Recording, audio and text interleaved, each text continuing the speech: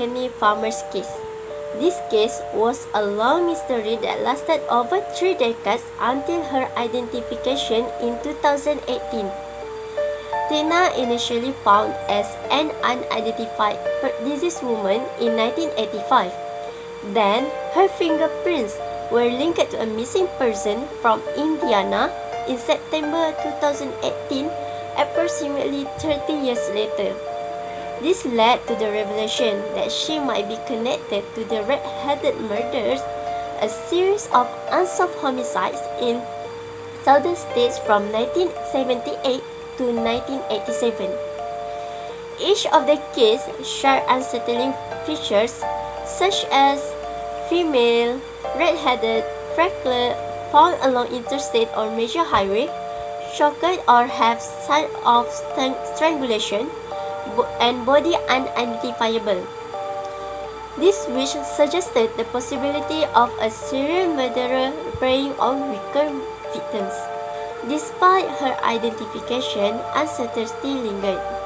UT's Anthropology Research Facility, also known as the Body Farm, and the Tennessee Bureau of Investigation continued the investigation using advanced forensic techniques like stable isotopes analysis to learn more about Farmer's background and the circumstances of her death, hoping to establish links to the red-headed murders. A significant breakthrough came when Sherry Jones was identified as the suspect in Farmer's murder. There were DNA evidence from Farmer's clothing connected to semen matched Jones in combined DNA index system. Further investigations revealed that Jones had committed a similar attack shortly after Farmer's death. He was arrested in 1987 but died in custody before new evidence emerged. Lee Jens, Associate Director of the FAC, explained that Farmer's body was skeletonized at the university 33 years prior, after the medical examiner in Morristown contacted William Bass, founder of the Body Farm, to see if the University of Tennessee could take the body for storage. Jens said she was still somewhat recognizable. Certainly it was recognized that she was a white female. So that body was placed at the research facility and allowed to decompose. Then the skeleton was collected, and that skeleton has been curated ever since.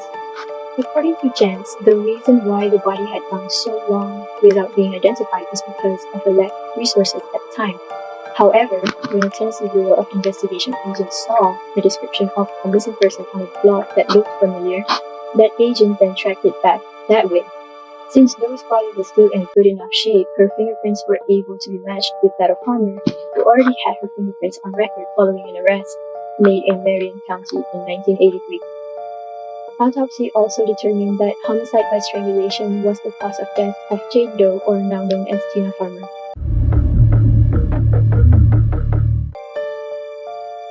Forensic anthropologists are usually the one who deals with human remains. They are called when there are human remains or a suspected burial are found. Human remains can be found in any settings, indoors and also outdoors.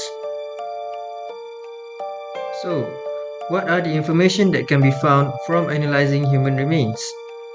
Forensic anthropologists can identify whether it is human or animal remains. If the remains from a single individual or mixed remains, the time of death, cause of death, the kind of death, whether it is a homicide, a suicide, accident or natural death, the gender, age, race, anatomical abnormality, signs of disease or all injuries of the individuals. Forensic anthropologists can actually learn a lot just by having a closer look at their bones and teeth, such as who they were, what their life was like, and sometimes even how they died. The first thing forensic anthropologists might want to know when analyzing the bones is the sex or the gender of the person. The pelvis is one of the most useful skeletal elements for differentiating between males and females. The image above shows the differences between male and female pelvis. Female pelvis are larger and wider than male pelvis and have a rounder pelvic inlet. Male iliac crests are higher than females, causing their false pelvis to look taller and narrower. The male sacrum is longer, narrower, straighter, and has a pronounced sacral promontory relative to the female sacrum. The angle between the inferior pubic rami is acute 70 degrees in men, but obtuse 90 to 100 degrees in women. Accordingly, the angle is called subpubic angle in men and the pubic arch in women.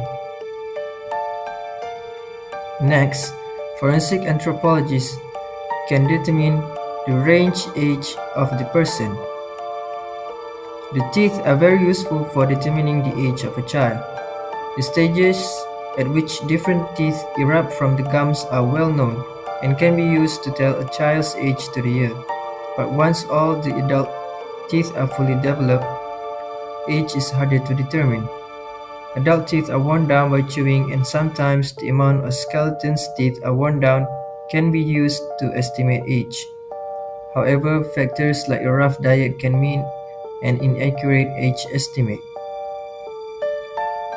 Until the age of about 30, your bones are still growing, and the ends of the shafts are fusing to short bone caps called epiphysis.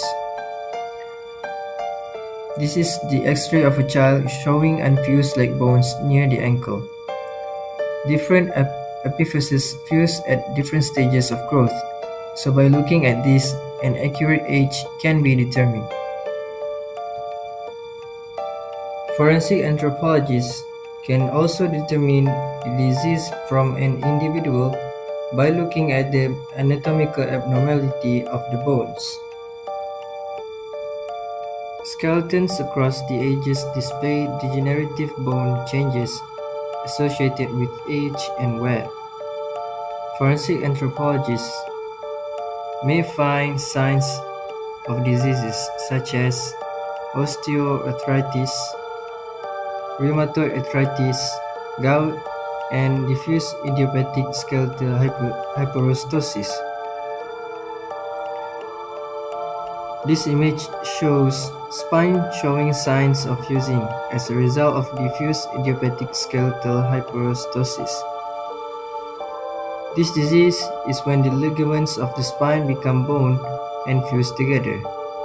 It particularly affects older males and can be associated with type 2 diabetes.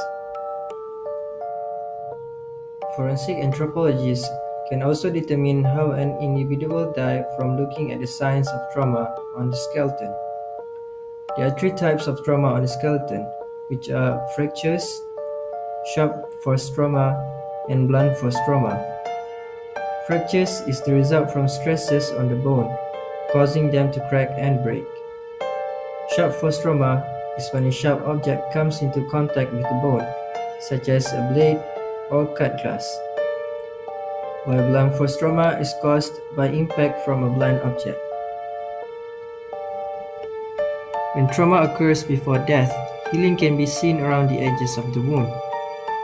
Pre-mortem trauma from around the time of death, however, shows no signs of healing. This image is an example of the skull displaying unhealed pre-mortem trauma. That is all from us. Thank you.